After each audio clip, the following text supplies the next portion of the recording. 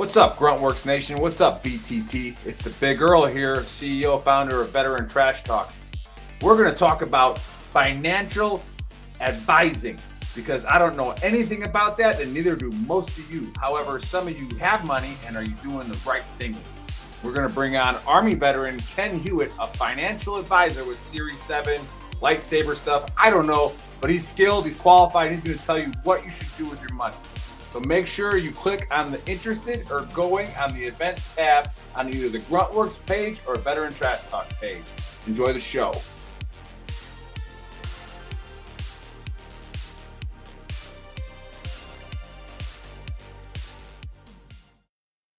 What's up, Trash Talkers? What's going on, Gruntworks Nation? We are live with your financial security brief, whatever you want to call it. It doesn't matter. We got the expert on here. And I'm going to change my virtual background because I'll leave it there. I like the Veteran Trash Talk background anyways.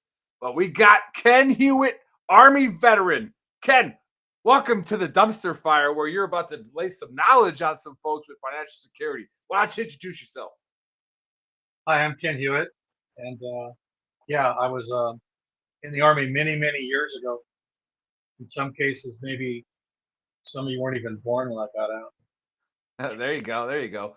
But we'll jump right into it. We can get a little bit more friendly with the audience. Where are you? You're coming from El Paso, just like the Big Earl. Is that correct? That's correct. You and I met at a cigar shop. That's right, at Chuco Cigars. And oh, by the way, Chuco Cigars gives a big discount to us on the T-shirt company. So if you go on to our website, you get a Chuco Cigar T-shirt. Just throwing that little freebie out there for Wes out there. You can do it. We got it there. Anyways. How's it going? Going great, man. Nice. Thanks for having me. Yeah, and so those of you watching, all right, this is like what we like to do at Veteran Trash Talk. We started this a couple of years ago to where, we bring the people who are either giving you advice, starting a business, running a nonprofit, whatever it is, but you get to meet them, all right? And you get to see them live and you get to talk to them and ask questions. So feel free to ask a bunch of questions in the chat. Email us. You can see his stuff at the bottom, Ken's on the bottom. And you also can scan that QR code up in the top and get more information as this show goes along. If you don't want to ask the question and look as dumb as the Big Earl, then just, email him and he'll answer it for you and, give you the advice that you need and want. But all right, here we go. So correct me if I'm wrong, but you got into the insurance and financial planning business. How did you get started with all that? Well, I always thought I was going to I thought I was going to be a lifer in the Army. That was the joke. You're a lifer, you're a lifer. And then I had a little bit of an argument with this officer and I realized maybe I'm not a lifer. So there was a sergeant who he was my boss, and we would go sometimes on camping trips. A lot of fun. So we're out and he goes, "Have you thought what you're going to do with your career?" I said, "No, I haven't." Any suggestions? Well, Ken, your story, I think you ought to get into financial planning, the insurance business. So here's my story. When I was 11 years old, my dad died. And the night that we found, he was actually in Germany. So it was kind of a shocker. So Jag comes to the house that night and there's 4 of us kids. And my mom's like, "You guys stay in the living room. I got to talk to this officer." Well, I think I became a financial advisor that night. All of us did, because we were worried we were going to lose the house. We didn't know what was going on. So as the JAG officer was talking to our mom, we're in the living room and we're listening to everything. So I think that's what he said with your story, with you understanding the need for life insurance and you understand financial planning.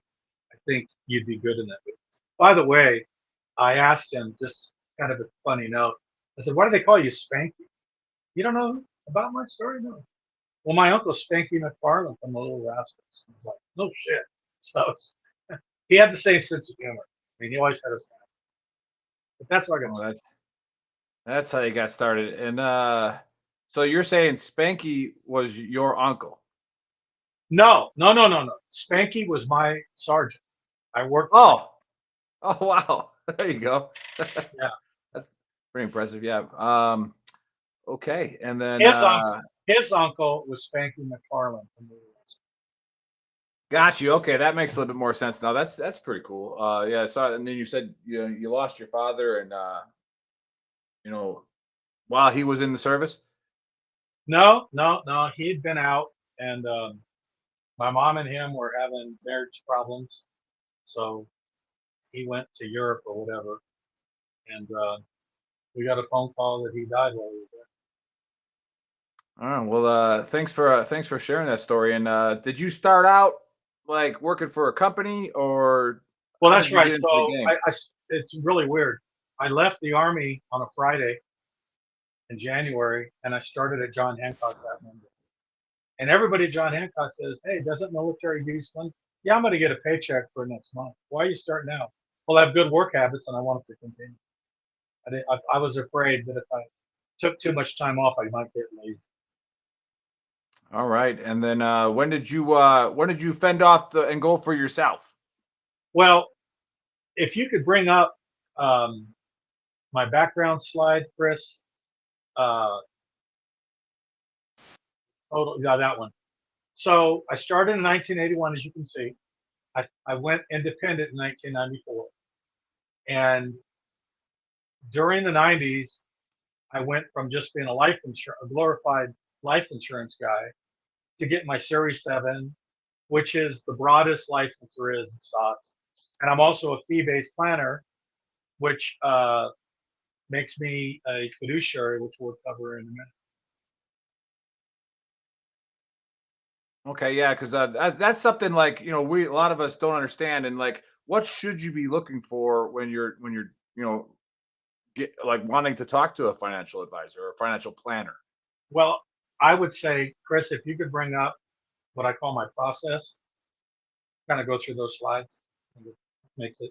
I think visual aids help. So this is me. This is me, a lot better looking, me with a good looking couple. Back Go in to the next. 1994. What's that? Yeah, back in 1994. Yeah, no, yeah, right. So go to the next one. So what this says is we when I start, we start with what we call the discovery. So I got to know everything about you to do a right job. And as a fiduciary, it's a requirement. So we start with easy stuff, married, single, divorced, widowed. Um, we look at what your expectations are. You know, the number one goal for people in America is retirement, having a nice retirement. You worked your whole life and you want to enjoy the fruits of those labors.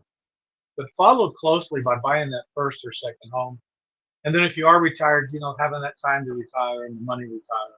And a lot of retirees I find do work part-time. Now I will tell you, a lot of them do it not because they need the money. It's just to have that purpose to get out of bed. Uh, we look at what are your number one concerns? These are the number one concerns rated in the country. Not having a paycheck, running out of money, spending too much money. So having a proper budget smart.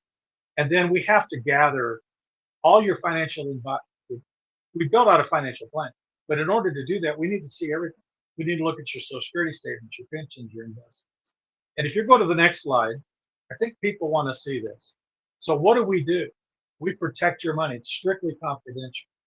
I have a professional ethics and legal obligation that requires me not to share your information with anyone except unless you give me verbal and written consent.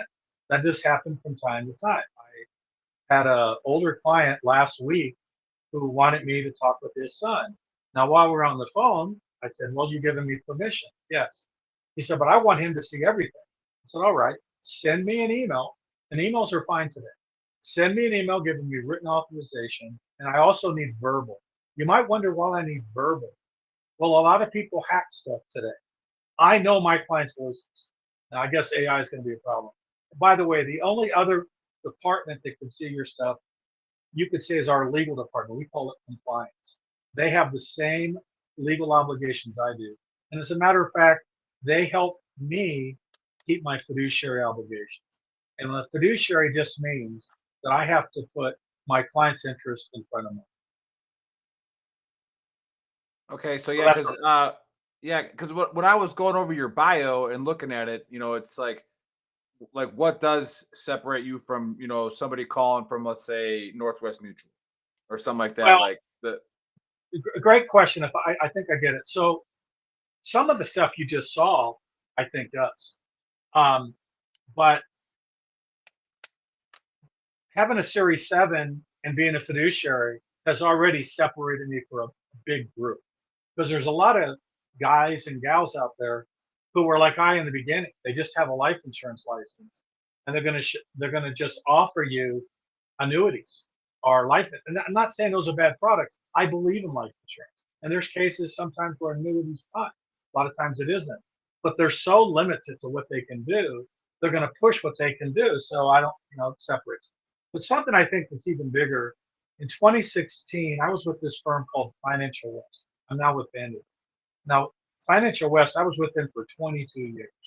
I would be with them today, but the owner got old and sick and he sold his firm. Okay.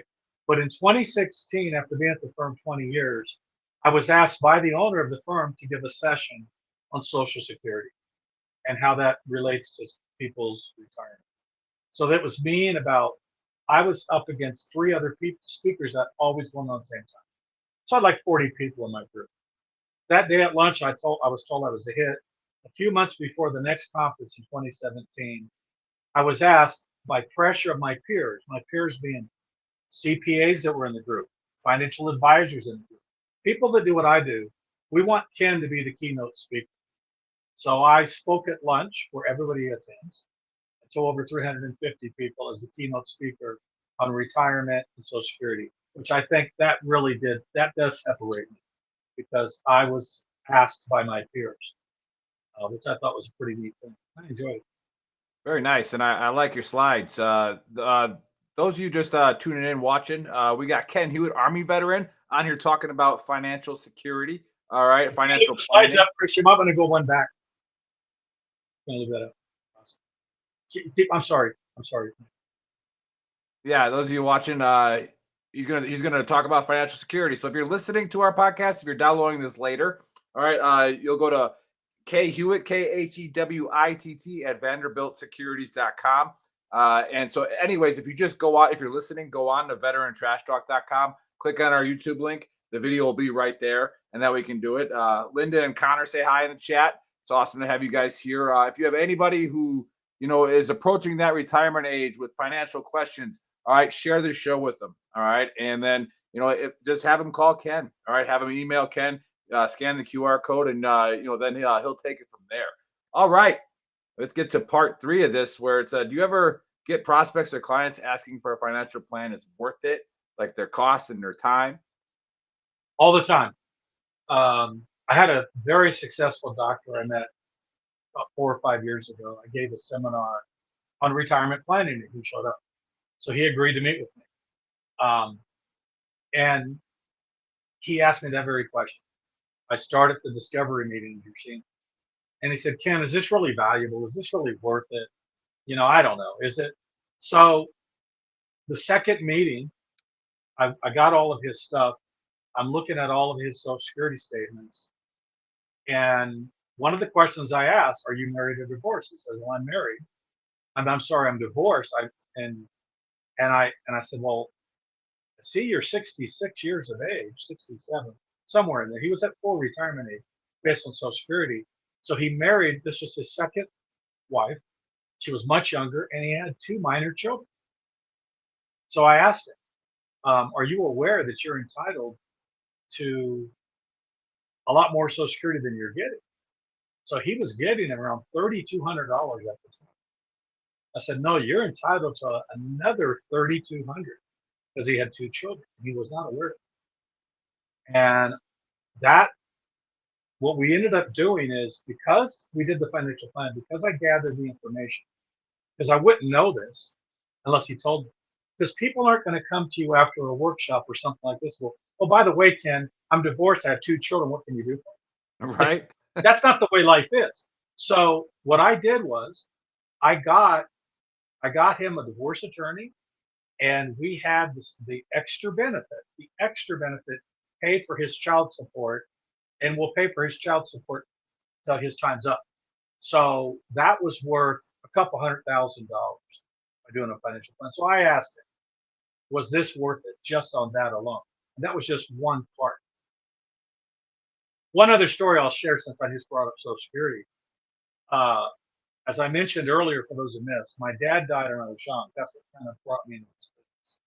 So my mom's a widower, and she's tired of Social Security benefits. So I became the guy in our city. CPAs will call me. They'll send me emails. Hey, Ken, how do you? I have a client. Can you help me out? So I had my mother. We're echoing. Is that something about that? No, we're good. We're good. I got button happy. Okay. We're fine. We're good. Yeah, we're good. So my mother started taking the widow's benefit, which you can take at age 60. That's as soon as you can take it. There's some exceptions to that. But her full retirement age back then was 65. Today, if you're not there yet, it's 67. So when she turned 65, Social Security, about 3 months before she turned 65, they sent her a letter and they said, Mrs. Hewitt, if you she was taking dad's benefit, but she actually had higher earnings than my dad. So they said, you'll get about $50 more a month if you take your benefit. This was their advice. By the way, it was horrible advice. To her, it sounded good. What she did not know is if you're a widower, when you hit full retirement age, if you're taking those benefits, you can continue to take, if it's the wife who died and you're the survivor man or vice versa, your benefit grows by 8% per year if you don't touch it, but she can still take that benefit. So my mom lost, get this, 40% lifetime benefits. I did the math. That cost her over $350,000 for advice that Social Security gave. So today, Social Security doesn't give any advice. This was years before I learned about this. So needless to say, I was a little perturbed when I found out that's what they did. Because $350,000 would have been a life-changing thing. Yeah, that's interesting. I'm gonna have to change my background. Isn't a big deal. I think I'm caught back up now, so we should be good. Yeah, those of you, we just had a large group just sign on live. So hey, thanks for watching, guys. We got Army veteran Ken Hewitt, and we're going over financial security and planning. He just went over a couple stories about how something simple, where it doesn't sound like a lot of money, if you're not aware of the rules and regulations, can cost you in the heavy six figures in the long run. And that being said, because we have a lot of younger veterans watching, active duty people watching, and we always hear about investing and how, if we're not educated on it, it's a scam, right? There's no way to win at it unless you have a lot of money. It's a game, like all you hear all those excuses about should I invest. So where should people start investing and how much should they start investing? Well, Nick, when you and I talked over a year ago about doing this, since we may have some young soldiers on this call, and I would tell you that I did some research, and the military branches all offer the thrift savings plan, but the only way this is the research I did, so I believe I'm correct, but if you want to contribute to that, you have to contribute at least 5%, but the military will match you at 5%. So you're crazy not to do it, because that is free money. Okay. It may sound tough in the beginning because you're taking 5% out of your check. Now the question is, do you do a Roth TSP or do you do a regular? And that's always up for debate. And I would tell you, if you're trying to figure out which is the best route, give me a call. We have the software, we'll analyze it. Real quickly, a Roth is after tax dollars. What that means is if I put $10,000 a year into a Roth, it's as if and I'm making $60,000. I'm still making $60,000 from the tax standpoint. So it means it's not giving me any tax advantage today. However, all earnings grow tax-free. So when I start to take my money, as long as I follow the rules, all of that compounding comes out tax-free as well. If I do what's called a regular 401k, it's if I put in 10 and I made 60, it's as if I made 50. So it reduces my taxes by the amount I put in. But If I put in 10, TSP's putting in another 10 if I'm hitting that 5%. That's free money. And I always tell people you need to do that. Now, if you leave the military, the question is, it's a 401k. You can move it to the new 401k at the company you go to, or you can roll it into your own individual retirement account, which I will always tell people to do. One of the biggest mistakes I've seen people do is they leave a job and they might have $40,000 and they take the money out. And the reason that's a mistake, two mistakes. This is the one I hear from people all the time. I had a banker who was a loan officer. I'm thinking he should know better. He had $62,000 with an IRA. And I saw that he took the money out. I said, Robert, why did you do that? Who'd you take it to? That I just no, Ken. I wanted to pay off my high school kids, college loan, whatever it was. So what was the interest rate on it? 12%. Oh, that was really stupid, Robert. Why don't you put that money back in? You have 60 days. No, I'm not going to do it. No, Robert, you need to do it. Well, Ken, it's only a 10% penalty. And I cracked that laughing. I said, you're a banker. Don't you have an IRA department there? It's 10% plus its tax as ordinary income of the year you did it. So that's going to push you to about a 35% tax bracket. Yeah. And you lost all of your retirement.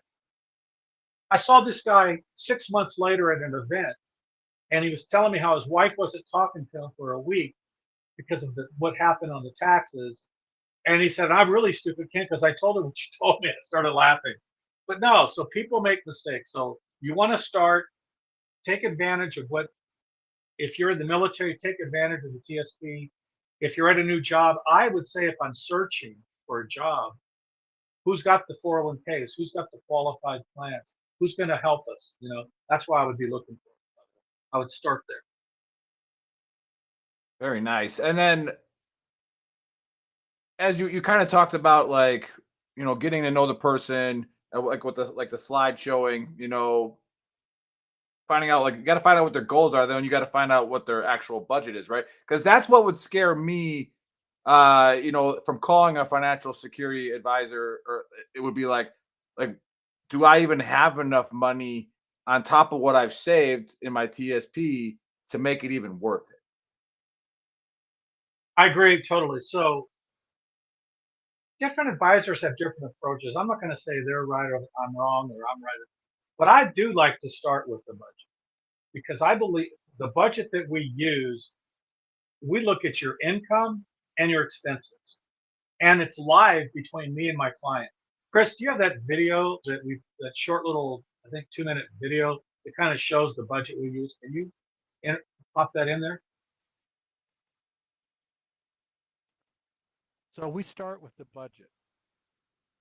And the budget that we use, it's transparent and technical difficulties. Yeah, Chris will fix that. While he's fixing that, Linda Rodriguez in the chat says, I see many ads these days about companies that will track down 401ks at previous employers. It's transparent in that our clients and we see it together because it's on a live program.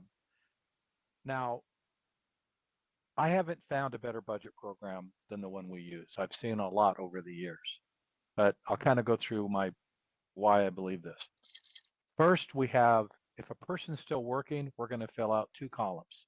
We're going to fill out their current budget, and then we're going to look at their retirement budget. This person is a few years away from retirement. Right now, they got a total income, husband and wife, $13,500.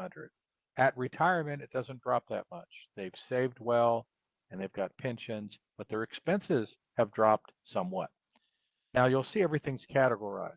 We see total income, personal family expenses, our home. What I mean by that is if I open up the income tab, you're going to see what they've got, where all the income's located. Now you'll see during work time that the employment's there. Now there's no employment. However, they got their pensions, their Social Security, they got rental income, and they've got investment income. And so we put everything in there and it totals it and it tallies it. If I scroll down here to our home, that's another nice category. So we see how much they're paying. The mortgage isn't going to be paid off right at retirement, but sometime during retirement will be. We like to have that paid off before retirement when possible, but life happens, you know. So then we have the real estate tax. If you got an equity line of credit, we have that all in here. But everything that we need on our home tab, we're going to have it. And that's what every category does. As far as if they got a vehicles, we can put more than one. We see everything here. And then we even have a tab for taxes because we need to know everything. So with this, once it's filled out, it's very easy for us to follow because what we want to know is what's your total monthly expenses, what's your total monthly income, and do you have an excess or a shortfall? If there's a shortfall, then we have more work to do. But that's how we start before we start looking at a person's investments. Very nice. Hey, Linda, we'll get to your question at the end because we were going to try to buy some time while Muffin Fingers back there was fixing his screw ups.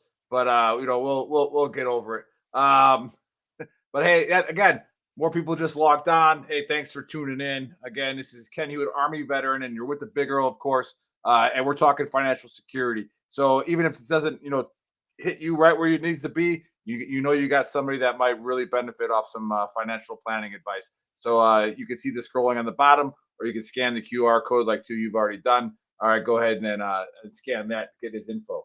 All right, Ken, after you get that budget, all right, then what? That's when it's time to do a risk analysis. And if you'll bring up the PowerPoint, I'll just go through some of these questions. So we do a risk tolerance questionnaire and suitability question and then again. Can you go to the next slide? Yeah, you'll be good. He'll mute it. Yeah, there it is. So we go through about 10 questions. Of these 4, one of the ones I find most important is, what is your desired time frame? So how far are you away from retirement? That makes a big difference. Go to the next question, please. And where are we at in retirement? We go through all these. Let's go to the next one. What are your biggest concerns? We're going to look at that. We're going to look at how anxious you'd be. Next question. I love this one. This is a chart that visually really tells people where they're at. So when I'm meeting people that are at retirement or later, they're typically going to choose either Portfolio 1 or Portfolio 2.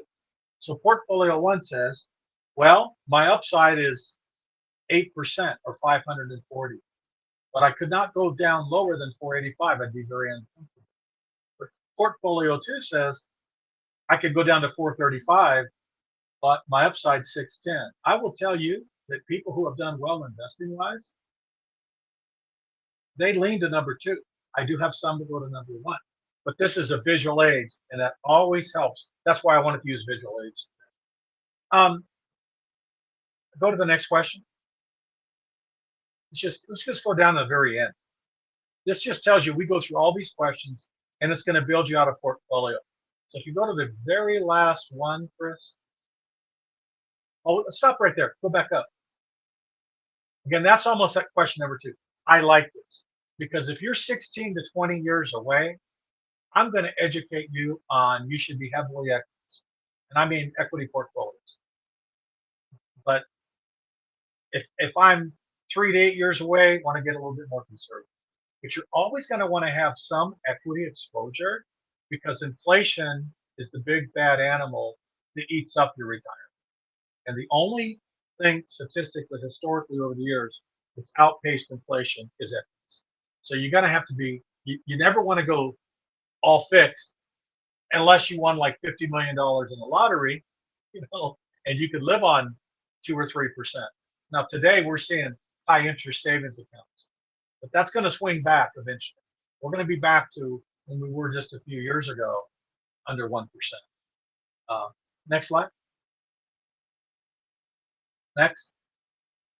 So once we've gone through our questions, our program is going to build out a portfolio of one of these, something like this. So if you're right at the retirement stage, you might be in intermediate term goals where you see 100% fixed income or income focused. What we're really probably going to see more so, though, I would say, is the stability, where you see 25% equities, 75% fixed income. But we're going to build that out, and it's going to be very diversified. So that's pretty good on the risk portfolio. I'll tell you a story, though. So I met a guy, his CPA referred me back around 2001 or 2002. This guy was retired from Chevron. He retired under full retirement age. He was 52. And he had $1.2 million in his retirement account. Now, if you retire under 59 and a half, you have to pay a 10% penalty if you take money out of your IRA, unless you do something the IRS allows, and they still allow. It's called a 72T, which means you're going to take systematic payments for life. So his CPA set him up on the 72T at 8%. And the financial advisor he was working with had an 80% technology stocks diversified, 20% banking stocks. So he retired around 1995. Like I said, he was 52 or 53. He comes into my office in 2001, shaking. I think he was suicidal because his account value was down to $375,000. So in 5 years, his 1.2 million had gone to almost, in that case, nothing. And this was his life. And so we had some serious conversations. And I said, so he called me every name in the book when I told him, I said, well, I'm willing to be your advisor, but I mean, this is the only time I ever told somebody, this is the only way I'll take you on. I actually had to give him my rules. A, you got to get back to work, and you have to work till you're 62. And B, we're going to change that 8% to 2%. And I had to get the IRS. I had to call the IRS, and I had to get them to agree with me. They argued with me. They said, Kent, Mr. Hewitt, we got an 8%. We don't allow this. I read in the IRS codes that you allow one-time exchange. If you guys don't, let me ask you a question, Mr. IRS agent. In 4 years, this guy's going to have zero money. So then you're going to tell him what? But the 8% is based on the 1.2 million. Are you going to penalize him? He has no money now. Right. And they said, that's a very good argument, Mr. Hewitt. Okay, we're going to let him make that exception. So I called him and I said, this is what we're going to do. Again, he called me every name in the book. I said, go find another advisor. He says, I can't believe you don't want a $375,000 portfolio. I said, love to have it, but I'll tell you what I see in you. I said, if I get you as a client 4 years from now, I might be in the middle of a lawsuit with you because I did not follow my fiduciary duty. I have to put your interest in front of mine, but putting your interest in front of mine does not mean I'm stupid and going to advise you wrong. So he became a client. It took him a few days, but we did this risk analysis that you just saw. And he said that advisor never did that. If that advisor would have had him in a balanced portfolio, because he's retired, I don't care that he's 52. He should have been reversed. He should have been 80% fixed income, maybe 20% equities, and way too darn much in technology. He might have come to my office and he probably would have had 1 million. He would have still lost some money when 2000, but it would have all come back. He had time to come back. So because he made several mistakes, the 8% was ridiculous. You can't live on that. And being 80% in technology just wiped him out. Because for those who don't know it, technology took an 80% hit in 2000. Yep. But it was the best place to be from 95 to 2000. So what he should have been doing is having them rebalancing, which I could explain in a video. But yeah, he told me, had this have been done, now I will tell you, I got him to sue the agent, and he got a $100,000 settlement. And is he happy today? No, this guy will never be happy because he feels like he lost $800,000 because he wasn't advised properly. Does he like me? He loves me, but he's still an angry old client today. Well, right. Yeah. I mean, deservedly so too. You know, like you make those mistakes by, you know, whatever it is, research not being trusted, not knowing who you're talking to. But on the flip side of that, is there, like the way I see it sometimes and the way I've heard people talk about, especially coming out of the military, especially on the enlisted side, where you make it to E89 and, you've done well, you have a couple properties, you've invested in a TSP, and then like that, when you see that number, like a 300,000 or something like that, it's like, I don't want to screw that up. Right. So is there a other side of that coin where somebody didn't take enough risk? Well, yeah, for those of you who come in late, I started in this business in 81 and I started my firm in 94. So yeah, I've seen every side of it. So I'm speaking of this lady, Barbara, uh, 2 years in Dallas, Texas, because I get around Texas. And she was bragging to me that back in like 1991, and she's not ready to retire until 2 years ago.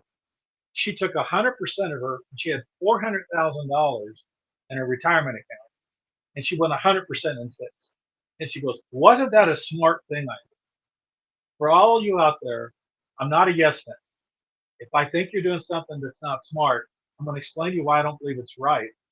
And I had to explain to her, yeah, if you would have been highly equities, she had 400 30 years ago, and now she's at 500. Well, the reason she's at 500 is because that $100,000 was mainly from what she contributed to her 401k for the next 30 years. So she had literally no growth. If she would have followed what I believe a higher, like I said early on, 80% equities, but I'm talking about like S&P type funds that are very diversified. They're going to have, if you ever look at an S&P chart, and I tell you, if you go to Yahoo Finance and type in SPY, and you pull up that chart, look at a historical chart. All you're going to see is over time, it continues to go up. It has these points where it drops, but it always comes back.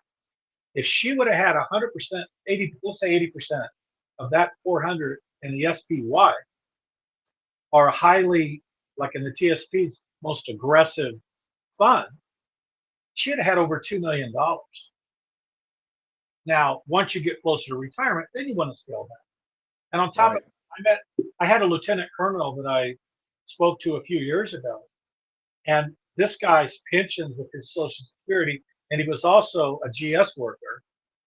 He had a $2.5 million portfolio, highly aggressive on his equity. We were about to make a big move to get a little bit more conservative, and that was August a few years back, and that was in August where the market dropped 10%. Now he was talking to 3 other advisors. He said, Ken, should I make this move now, or should I wait till it comes back? I said, I would wait for it to come back because time is on your side. Because quite frankly, he was getting between $150,000 and $160,000 a year from all of his guaranteed income. That money was for his son. So he said, all right, you're hired. And he laughed and he said, because the other 2 clowns that I talked to wanted me to move my money today. Why would they want me? Well, either commission or fees. But that's all right. I've been doing this 40 years. I can wait. So Right. It's people the sound advice. But he was smart and he knew I should wait it out. He didn't care if it dropped another 10. He goes, no, it'll come back, right?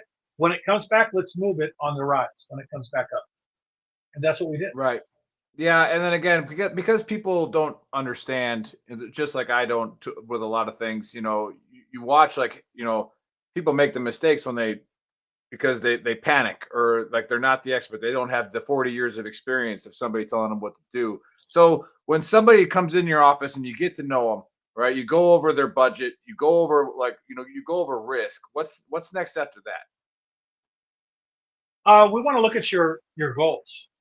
So I said early in the meeting, the number one goal in America for most people is having a nice retirement, a worry-free retirement.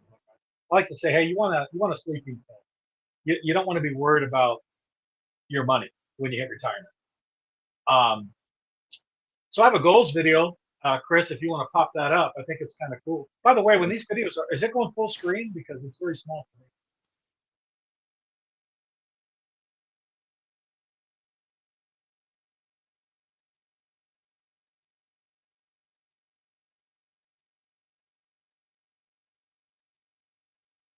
Is the sound playing? He's figuring it out. It takes him a couple of seconds. What we're looking at right now is in a plan where we built out clients' needs wants and wishes. And under the needs, we take deep dive. We look at the basic living expenses. If we open this up, what we're going to see is if they're both retired, they need $58,000 a year for their basic living expenses. Our program has the inflation rate.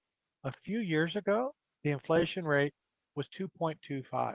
But because we had a high inflation rate a few years back, 9%, that's adjusted going forward, illustrating 2.6%. If we continue to have inflation rates go up, the plan will definitely adjust for that. So, and the inflation is important. It looks at everything. So car, trucks. What we're looking at here is this client wants to buy or will need to buy a new truck or new car every 6 years on today's dollar at 42,000. But that also, if we look at the details going forward, it shows that inflation rate. The only rate that's different on inflation is healthcare over all the other stuff. So healthcare has an actually inflation rate. As we look at this, um, change cost assumption. What we see is 5.3% on healthcare. So healthcare has been higher than every place else. Now, if we've got military retirees on this call, your healthcare is a little bit different because you have TRICARE, which we can actually implement that too. So this is their basic needs. This is what they need to live on every day of their life, and it's all built out. Then this couple, John and Maria, they want to travel every year and they want to spend 15,000 until the end of their plan. We also have that. And then they have a wish of leaving 250,000 to their plan when John dies. Now that can be adjusted. Maybe they want to leave money today. But this is needs, wants, and wishes, which we find is really important for folks, and we do that. Yeah, very Rob- cool. And again, those of you watching, all right, or you're downloading this podcast and listening, you won't be able to see that video. Go to veterantrashtalk.com and again, click on YouTube, and you'll be able to see the video that Ken just put, kind of explaining it, for us and showing what the tools can do. All right, go ahead, Ken. What I was going to say is by having that all built out, so we've actually, by the time I have all that in, we pretty much have the plan built. And it takes into consideration your Social Security, your pensions, if you got rental income, all of that's factored in, and we see how your plan looks year by year. So it's very cool. But we want to put those needs, wants. I like to call it, what are your needs, wants, and wishes? Because when we hit retirement, we still want to live our life. Correct. And then when it comes to like taxes and that, do you have anybody that that like a CPA or anybody like that that'll come help you? Well, that's so the financial planning program we use does have very dynamic tax offerings. However, and we can show the tax planning video, but I would say this: if you don't have a professional, we have an excellent CPA that I have several people. I know some tax attorneys, and the way the world is today, just because they're in El Paso, Texas, with videos, you can have a one-to-one meeting like we're having today. It would just be me and you. We're looking at each other. I can bring up your data right on your computer screen. I can show you stuff. We can look at your financial plans, and the CPAs can do that now too. So I have a CPA. I've been getting him clients around the country because they really like him, and he's very smart. So I would tell you anything that we suggest, and if you show that tax planning video, I'll say it again. Before you implement any type of tax planning program, you want to get with a good tax professional just to see if they agree with what their thoughts are. Nice. Yeah. Before we go through the tax planning strategy, we highly recommend consulting with your tax professional before implementing any tax strategy.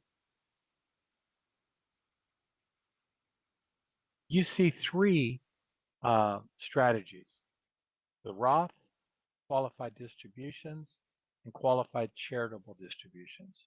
For this sample, we're going to focus in on the Roth. Over 90% of the time, it is the plan that is implemented. I will say, however, we do have a few clients that really their goal is to give to to charities each year at a sizable amount. If they do that, we can implement that strategy and show how much it saves them in taxes each year.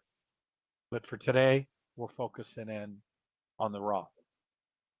This client has shown a commendable dedication to saving for the retirement, mostly through qualified plans. By implementing our strategy, we anticipate a total tax savings of $1,645,307 at the end of their life. Again, we have all their data. We know what their estimated life expectancy is. We've done that before. We have all of their financial statements, including brokerage, taxable, all of that. So in this case, the taxes that they would pay over a lifetime, estimated if they implemented this, would be $684,000. That's a pretty good amount. But without the strategy, we're showing that they would pay $2,329,000 and then some. Now, another nice thing to look at, or pretty cool thing to look at, is end of plan asset values. We see a graph with the strategy, without, but I like looking at the numbers. So the total that they would end up with in plan assets at the end of their life, and this is considering the investments they've done, what have you. But in this case, they would end up with $16,854,800, about a little over $2 million more than without the strategy. But I think one number that we really ought to focus in on is, look what happened. They took all that qualified money and they converted it to a Roth. Well, this 14 million estimated, almost $15 million that's in a Roth is now going to pass to their children tax income free. If we didn't do the strategy, the estimate that would pass to their children from the qualified part would be $5,600,000, which is 100% taxable. So in this case, the Roth conversion made sense. And again, if we do this for you, we would go through this with your tax professional. We would show them all the numbers we did. We could dive into it, take a really deep look. Most CPAs, when they see this, they like it and they say, wow, because this also illustrates how much they pay in taxes each year. And that's what's happening here. This is what they're converting each year. And then we also will show how much more they're paying in taxes. Something else I think is very interesting and important to point out. So in this case, by the year 2039, going forward, they have no more qualified money. In other words, all of that money that's coming out from their Roth is tax-free. And that's based on taxes today not changing. If tax rates go up, this even makes it more dynamic. Now, again, this isn't going to be the right move for everybody. There's times where converting to the Roth is not a good idea. But in this case, it is the right idea. Yeah, interesting, Ken, with that, because it kind of segues into the next part of the notes that we have. You brought up how it was right for them at the time. How important is it to be flexible when it comes to investing in financial planning? Well, I have a question before you pop another video in there. Is the full screen coming up? Because it's very small for me when we do this. We'll have to dive into that. Yeah, it's full screen. Full screen? Okay, yeah. Okay, good. Okay. All right, good. So that's good. And I think, so when I've done videos with clients, because when I have one-to-one meetings with clients throughout Texas now, even clients in El Paso, strangely enough, they might be 40 minutes away. They'll say, Ken, I don't need to go to your office. Let's just do a one-to-one online meeting. And I'll record it with their permission. So they keep educated. They have the videos and I keep them. But what's nice is when they play back the video, it is full screen. So yeah, if you're going to have a financial plan, life changes, things change. There may be a death. There may be a divorce. These are things that do happen. Tax rates may change. Maybe your income gets better. I had a client that won the lottery, and I kept them. So that was kind of cool. So in our program, if you want to bring up our what if, I think that's pretty cool. It'll show you how we can do stuff live with clients. Can you bring that one up then, Chris? At this point, our plan has been designed, but now it's not a good opportunity to see what if some changes were to occur. So let's take a look at some. So we've actually got them at a 99% probability of success, which is good. We want that. But what if we have them retiring at 65? What if they both decided they wanted to retire earlier, say 62? So we're going to do this live and just show you. So we hit calculate all scenarios. All we did is change them from 65 to 62 and want to find out, could they do that? And yes, they could. They still have a 99% probability of success. And just so you know, 99% is the most our program will ever show. We never show 100%. There's nothing that's foolproof. This is just based on probabilities of everything we have. So we're going to go ahead and leave them at 62. And now let's say that they were underestimating what they were going to spend during retirement. So let's say we took that from 54,000 to 60 for Tom, and if Mary died alone, we'll change hers to 54,000. Now we're leaving them at we're still leaving them at retiring at 62 in the original. We want to find out, is that going to work? And it did. We're still good. Let's go take a little bit more, and let's go down to, say we got to travel. So, well, we know we're doing so good. What if we change that to 20,000? So again, we're leaving. We've increased their expenses, and they're going to spend 20,000 a year on traveling, as opposed when they planned on spending 15. We've got their expenses going up from 60 to 54, and we also got them retiring earlier. So we're doing this live. This is a very efficient tool to show when we do this with clients. They like seeing it. So now that we've done that, well, where's our data? So we're going to go take see the deeper dive that we do. We're going to look at what we call our combined details. And the first thing we see is the actual portfolio graph from left to right. This is going to the end of their plan. Now, what I like to also do is we can look at year by year. So what we see is from left to right, fund all goals, strategies, post-retirement income, investment earnings, what's their anticipated return, taxes, and then all of their budget. It's all broken out year by year. That's what the graph does, but this is year by year. So if we go down to 2023, for example, and we take a look in this example of post-retirement income. So here we see Tom's got a pension. He's getting $28,000 a year, and there's Tom and Mary's Social Security. Now, the nice thing about this chart is we can look at any one of these categories and break it out. For example, what are their taxes that year? We can take a look at that. So we look at everything. This is a very efficient tool to use.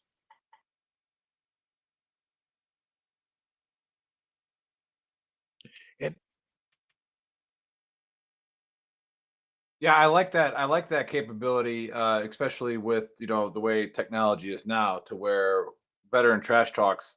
I mean, technically we're global, right? So like people, veterans that are in Germany, veterans that are in Italy, active duty people, like they'll see it. But yeah, you can literally stay in your office and advise them right from there, huh? Well, that's right. And as a matter of fact, that the program we use, obviously, we set you up so that you have it. I've actually Right. created a video how to view your plan.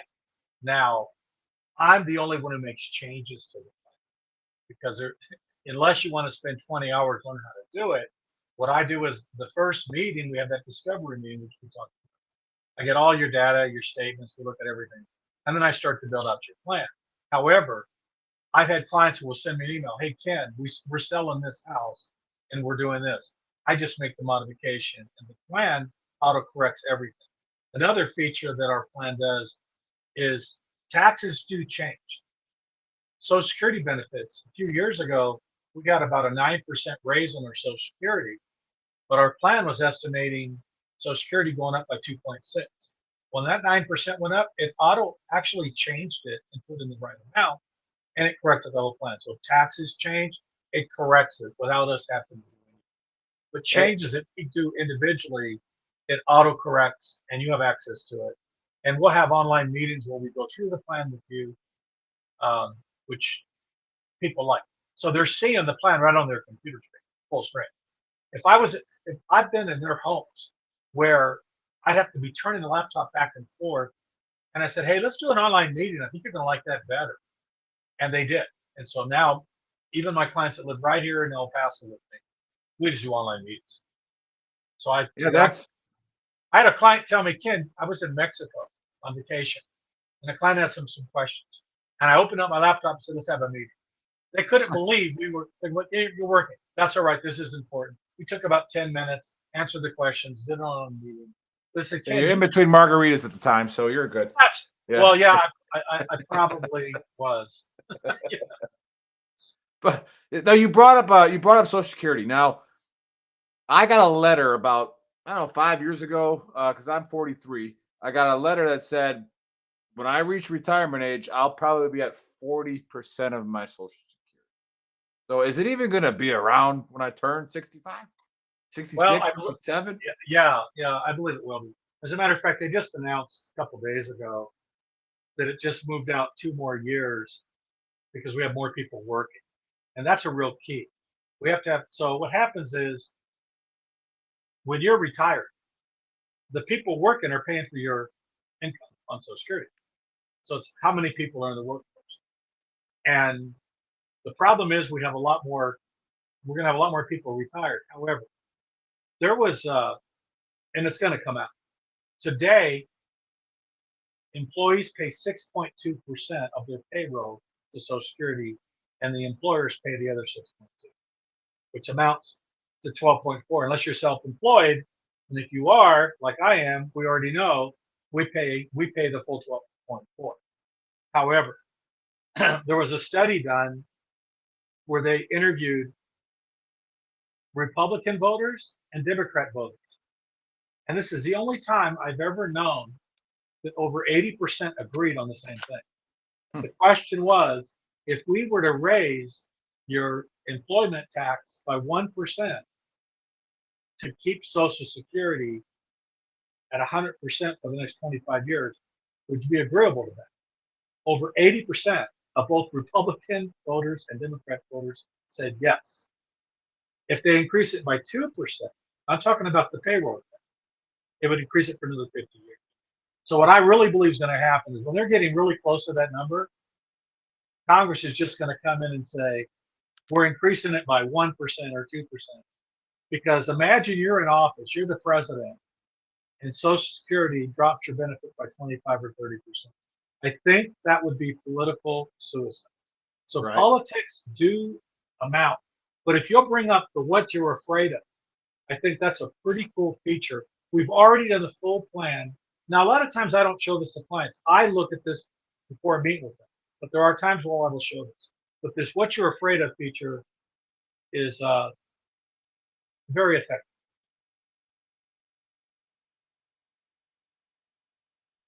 This feature that we like to go through with our clients, typically once we already have the plan set up, it's good to go. As you can see here, we have a 99% probability on needs, all the way down to needs, wants, and wishes to 96% in this particular sample of this client.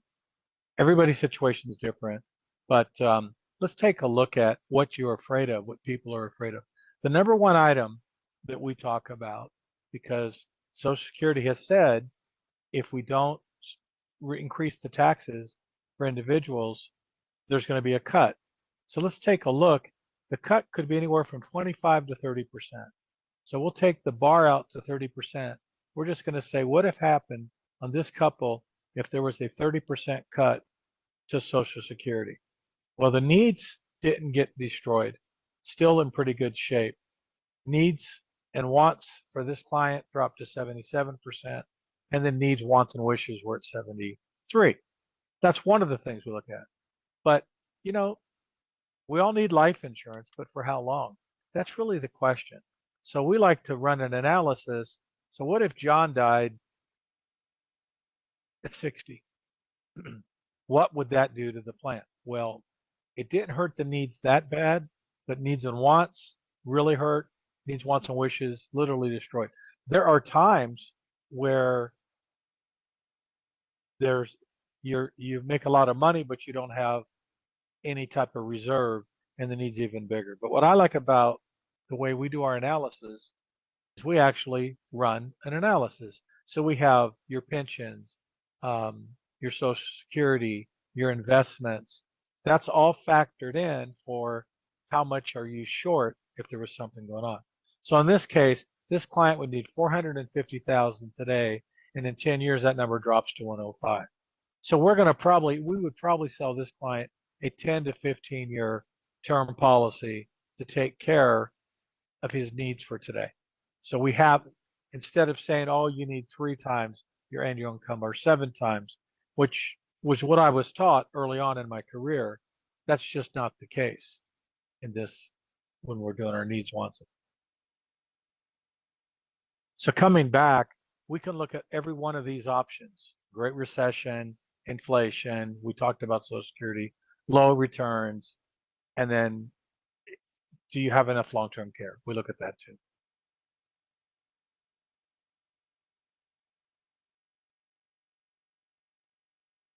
Yeah, very, very cool presentation, Ken, and explaining it. So again, this will be watched, on YouTube. It'll be watched, people watching it again.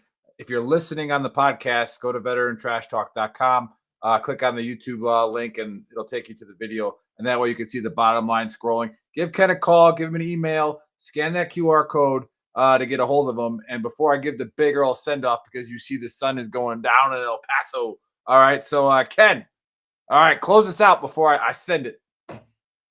Well, I think we've kind of gone through the process I use. And I would just say we did have a question. Oh, yeah, we're going to get to that. Yeah, we'll get to I'm that. ready to take questions because I think I don't want to wear everybody out. Right. That's key on social media too. Yeah, that click through rate's like 2 seconds. So yeah, Linda at the beginning said, I see a lot of ads about companies that will track down 401ks. You may have had with previous employers, or maybe you lost track of those. Are those sites legit? So the name of my company is Hewitt Planning Services. And there's some Hewitt out there that's done a lot of retirement. For the last 5 years, twice a day, I get phone calls. You've got my 401k. And I said, sorry, you got the wrong Hewitt. The only retirement plans I've ever set up are in El Paso, Texas. However, the way you're going to find your money, and Linda, I would just ignore those ads. The way you find your money is you go to HR where you work, who set the plan up, and you tell them this: knowledge is power. HR can be bullies. Sometimes they're going to try to swipe you off. What you tell them is you have a fiduciary responsibility under ERISA, ERISA, to help me find my money. It's their duty because they set the plan up. If they don't do that, they can be in big trouble. But when you tell them you have a fiduciary responsibility under ERISA, they now know you're knowledgeable and they got to do it. So I would ignore all those ads. And if you think you've got money, you need to go to HR who set the plan up because it's their duty. And that's not going to cost you anything. Very nice. Very nice. By the way, does that answer the question? I want to know if that answered the question. Yeah, it'll be about a 30-second delay when by the time she gets it. She's probably still on. Linda's one of our mods and is super awesome. And helping a lot of other veterans out as well. But while we're catching up with that, just for you, those of you watching that clicked on this event that didn't know who Veteran Trash Talk was or who Gruntworks is, pretty simple system that we have set up here is we provide every resource that we possibly can, right? To where it helps a veteran wherever they are in their circle, right? And very rarely do we cover financial advisor, financial planning. All right, so this is a very important series that we're going to do. We got 2 more shows coming up. So go ahead, share this, watch this, give us feedback, all right, on what maybe you want to hear next time. If you have any questions about next time, because like I said, we'll get people watching it later. Linda said yes, it answered my question, and she said awesome, thank you. So yeah, there you have it. We're here to combat veteran suicide, and part of that system is financial security. All right, to where you are comfortable with what your money's doing that you worked really hard for, and that you don't want to see it go to waste, like we covered in the beginning of the show. And by the way, we brought an Army veteran, Ken Hewitt, on to explain it to you. All right, and he took this time out of his day to do this. So go to K Hewitt at VanderbiltSecurities.com. You see it scrolling across the bottom. And then the QR code up there as well. And if you ever have any questions, you go on VeteranTrashTalk.com. Just reach out to the Big Earl. My email is on there, and I'll connect you as well. So, Ken, give us the last word. Well, yeah, give me a call. That number, by the way, that 915-779-8163. That is my business line. If you call me and you get my voicemail, I can't ignore it. It emails me your voicemail, and when I pick up my phone, it does that stupid beep beep beep beep beep beep beep beep beep until I answer. And by the way, the nice thing about that is if I'm traveling, it's with me wherever I go. So it's on my laptop. Emails are great. Very nice. Very nice. Well, thanks, Ken. And I look forward to having a cigar with you at Chuco's, and then talking about we'll do it in person this time. Talk about what we should chat about on the next show. Hopefully we'll have a bunch of feedback by then. So we'll do that, and we'll get rocking and rolling in it. All right, guys. We'll see you guys on for the Mental Health Warrior on Wednesday, and then the Fight Show on Friday, and the Trash Talk Hour on Saturday. Hope you guys learned something.